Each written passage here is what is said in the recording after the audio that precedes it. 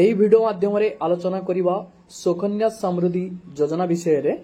ସୁକନ୍ୟା ସମୃଦ୍ଧି ଯୋଜନାରେ ଆପଣ କ'ଣ ଫିଚର ସବୁ ପାଇବାକୁ ଯାଉଛନ୍ତି, ଏହି ଯୋଜନାରେ ଆପଣମାନଙ୍କୁ କ'ଣ ସବୁ ବେନିଫିଟ୍ ମିଳିବ। ଏହି ସୁକନ୍ୟା ସମୃଦ୍ଧି ଯୋଜନାରେ ଦୁଇଟି ଡିମେରିଟ୍ ବି ରହିଛି। ଏହି ଦୁଇଟି ଡିମେରିଟ୍ କ'ଣ ରହିଛି ସେ ବିଷୟରେ ବି ଆଲୋଚନା କରିବା। ଏହା ଆପଣମାନଙ୍କ ପାଇଁ ଭଲ ହେବ କି ଖରାପ ହେବ। ଏହି ସୁକନ୍ୟା ସମୃଦ୍ଧି ଯୋଜନାରେ କାଲକୁଲେଟ୍ ବି କରିବା। ଯଦି ଆପଣ ବର୍ଷକୁ 50,000 ଟଙ୍କା ସୁକନ୍ୟା ସମୃଦ୍ଧି ଯୋଜନାରେ ଇନଭେଷ୍ଟ କରୁଛନ୍ତି, ତାହେଲେ ଆପଣଙ୍କୁ ମେଜରିଟି କେତେ ମିଳିବ। ତ ଏହାର ସମ୍ପୂର୍ଣ୍ଣ ତଥ୍ୟ ଯାହା ବି ରହିଛି ସୁକନ୍ୟା ଯୋଜନାର ପଏଣ୍ଟ ଗୁଡ଼ିକ ସେ ବିଷୟରେ ଆଲୋଚନା କରିବା ଯେ କେତେ ଟଙ୍କା ଇନଭେଷ୍ଟ କଲେ କେତେ ଟଙ୍କା ଆପଣଙ୍କୁ ମିଳିବ। ତା ସହିତ ସୁକନ୍ୟା ଯୋଜନାର ମେରିଟ୍ ଡିମେରିଟ୍, ତା ସହିତ ଆପଣମାନଙ୍କର ସୁକନ୍ୟା ଯୋଜନାକୁ ନେଇ ଯାହା ବି ବିଶେଷ ସର୍ତ୍ତ ଗୁଡ଼ିକ ରହିଛି ସେ ବିଷୟରେ ଆଲୋଚନା କରିବା ଯେ ସୁକନ୍ୟା ସମୃଦ୍ଧି ଯୋଜନାରେ ମିନିମମ୍ ଏଜ୍ କେତେ ରହିବା ଦରକାର, ତା ସହିତ ଏହି ଯୋଜନାରେ କେଉଁମାନେ ବେନିଫିଟ୍ ପାଇବେ ଏହି ଭିଡ଼ିଓ ମାଧ୍ୟମରେ ଆପଣ ଦେଖିବାକୁ ପାଇବେ। ତା ପୂର୍ବରୁ ଆପଣମାନଙ୍କୁ କହିବି, ଚ୍ୟାନେଲରେ ଯଦି ନୂଆ କରି ଆପଣ ଭିଡ଼ିଓଟିକୁ ଦେଖୁଛନ୍ତି, ଭିଡ଼ିଓକୁ ଲାଇକ୍ କରି ଚ୍ୟାନେଲକୁ ସବସ୍କ୍ରାଇବ୍ କରି ପାଖରେ ଥିବା ବେଲ୍ ଆଇକନ୍କୁ କ୍ଲିକ୍ କରିଦିଅନ୍ତୁ। ଫେସବୁକ୍ରୁ ଯଦି ଆପଣ ଭିଡ଼ିଓଟିକୁ ଦେଖୁଛନ୍ତି, ପ୍ରୋଫାଇଲ୍କୁ ନିଶ୍ଚୟ ଫଲୋ କରିଦେବେ। ଚାଲନ୍ତୁ ସୁକନ୍ୟା ସମୃଦ୍ଧି ଯୋଜନା ବିଷୟରେ ଆଲୋଚନା କରିବା। ଦେଖନ୍ତୁ, ସୁକନ୍ୟା ସମୃଦ୍ଧି ଯୋଜନା କେନ୍ଦ୍ର ସରକାରଙ୍କ ଦ୍ୱାରା ପରିଚାଳିତ ଏକ ଯୋଜନା। ଝିଅ ପିଲାଙ୍କ ଭବିଷ୍ୟତକୁ ଆଖି ଆଗ ରଖି କେନ୍ଦ୍ର ସରକାରଙ୍କ ଦ୍ୱାରା 2015ରେ ଏହି ଯୋଜନାର ଶୁଭାରମ୍ଭ କରାଯାଇଥିଲା।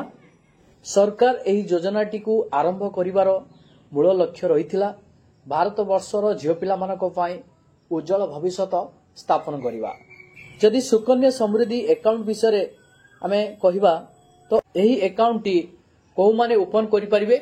ଦେଖନ୍ତୁ, ଯେଉଁ ବାପା ମାଙ୍କ ପାଖରେ କନ୍ୟା ସନ୍ତାନ ରହିଛି, ତାଙ୍କର ବୟସ 1 ଦିନ ପାଖରୁ ଆରମ୍ଭ କରି 10 ବର୍ଷ ମଧ୍ୟରେ ହୋଇଥିବ, ସେହି ପିତାମାତାମାନେ ତାଙ୍କର କନ୍ୟା ସନ୍ତାନ ପାଇଁ ଏହି ଆକାଉଣ୍ଟଟିକୁ ଓପନ୍ କରିପାରିବେ।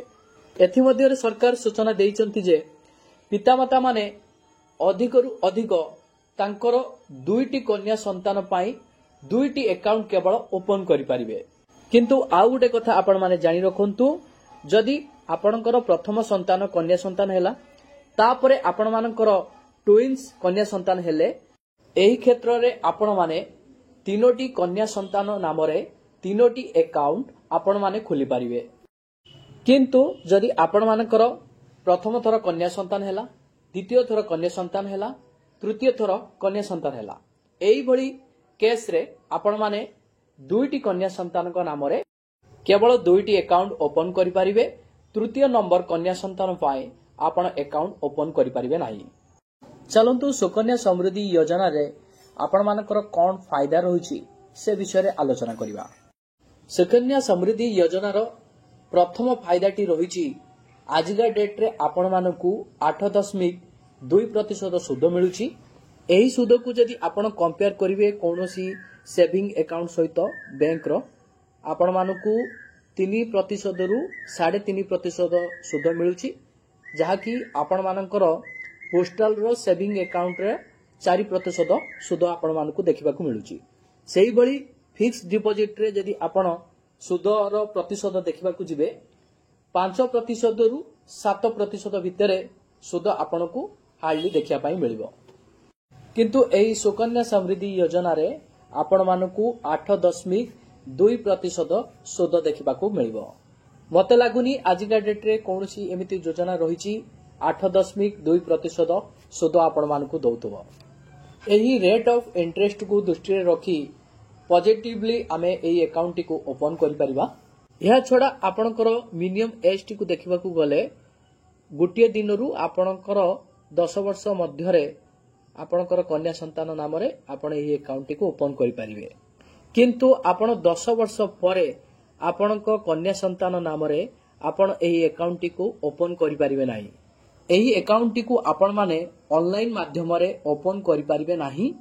ଆପଣମାନେ ଯେକୌଣସି ବ୍ୟାଙ୍କ କିମ୍ବା ପୋଷ୍ଟାଲ କେନ୍ଦ୍ରରେ ଯାଇ ଏହି ଆକାଉଣ୍ଟଟିକୁ ଓପନ୍ କରିପାରିବେ।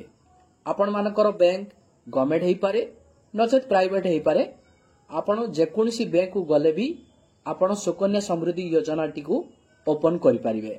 सुकन्या समृद्धि योजना रे आपण माने अकाउंट खोलिबा को हेले आपण मानकू कोन कोन डॉक्यूमेंट्स आवश्यक पड़िबो। प्रथम डॉक्यूमेंट टी कन्या संतानकर बर्थ सर्टिफिकेट रहिबो। यह सहित पितामातांकर आधार कार्ड लागिबो एवं कन्या संतानकर आधार कार्ड मध्य लागिबो। यह मुख्य डॉक्यूमेंट रहिछि सुकन्या समृद्धि अकाउंट को खोलिबा पाए। सुकन्या समृद्धि योजना रे आपण माने केमिति टंका डिपॉजिट करिवे देखंतु। एई सुकन्या समृद्धि योजना रे आपण 15 वर्ष पर्यंत टंका डिपॉजिट करिवे। 15 वर्ष रु 6 वर्ष मध्य रे आपण कोनोसी टंका डिपॉजिट करिया पाई पड़िबो नाही। एथिरे आपण 15 वर्ष पर्यंत टंका डिपॉजिट करिवे। मैच्योरिटी कथा कहबा को गले 21 वर्ष रे आपण मानकर मैच्योरिटी हबो, किंतु आपण मानकर 15 रु 21 वर्ष जो रहिछि समय सीमा सेथिरे आपण कोनोसी टंका डिपॉजिट करिया पाई पड़िबो नाही। एई स्कीम रे आपण माने वर्ष को मिनिमम 250 टंका रखि परिबे। अधिक रु अधिक 1.5 लाख टंका पर्यंत आपण वर्ष को रखि परिबे। एई सुकन्या समृद्धि योजना रे आपण माने 15 वर्ष पर्यंत आपणकर सुविधा अनुसार 250 टंका रु आरंभ करी आपण माने 1.5 लाख टंका मध्यरे आपणकर सुविधा अनुसार आपण टंका डिपॉजिट करि परिबे। 15 वर्ष परे आपणक टंका 6 वर्ष पर्यंत सरकार को पाखरे रहिबो। जेतेबेले आपणकर अकाउंट टी 21 वर्ष हेइ जिवो आपणकर अकाउंट मैच्योरिटी हबो। आपण मानकर मूल टंका सहित आपणकू सुध मिसाई सरकार आपणकू फेरस्त करिवो। एथिरे टैक्स बेनिफिट्स कथा जदि आलोचना करिवा अंडर सेक्शन 80C एक्ट अनुसार 1.5 लाख टंका पर्यंत आपणकर बेनिफिट्स अवेलेबल रहिछि। जदि जने पितामाता तांको कन्या संतानक नाम रे 10 वर्ष रु एई अकाउंट टी को ओपन कले 21 वर्ष रे मैच्योरिटी आपण मानकर हबो, अर्थात 31 वर्ष जेतेबेले आपणको झियर हबो आपण सेतेबेले मूल टंका सुध फेरी पाइबे। आपण मानको मनरे प्रश्न आसुथुबो मैच्योरिटी पूर्वरु एई टंकाटी उठेई परिबा कि? आज्ञा हां, आपण मैच्योरिटी पूर्वरु एई टंकाटी को उठेई परिबे जेतेबेले आपणकर कन्या संतानर बयस 18 वर्ष होइजिवो। दुईटी कंडीशन ले आपण माने एई टंकाटी को उठेई परिबे। प्रथम कंडीशन हैला आपणको कन्या संतानर हायर स्टडी पाई माने उच्च शिक्षा पाई एवं 2 नंबर कंडीशन टी हैला आपणको कन्या संतानर विवाह पाई। एही दुईटी कंडीशन रे आपण माने आपणको टंकार 50% टंका उठेई पारिबे। आपण मानको मनरे आ गुटे प्रश्न भी थिबो मैच्योरिटी पूर्वरु जदि पितामातांकर मृत्यु होई जाए ताहले से क्षेत्र रे कोन हबो? धरंतु आपणकर कन्या संतानर बयस 5 वर्ष होईछि।